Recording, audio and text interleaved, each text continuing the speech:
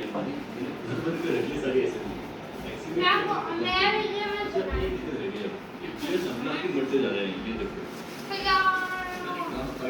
चाचा ये दूध मेरा मैं प्रोटीन पैकेट पता भी नहीं चल रहा है इतना छोड़ दो मैं बचा हुआ है एक यहाँ पे शॉप बच गई है बस इसके आसपास हमको रहना पड़ेगा पक्का कोई नहीं कोई यहाँ पे रिवाइव करने आएगा अपने दोस्त को अब अलर्ट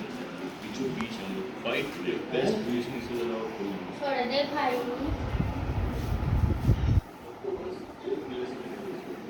इसको भगाओ ना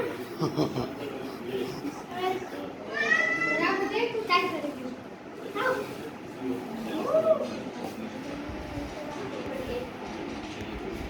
चल स्टार्ट हो गया अब से नीचे आने पड़ेगा और देखो क्या हुआ ये लगे रहते सब कुछ जो आया है खलासी कर अयो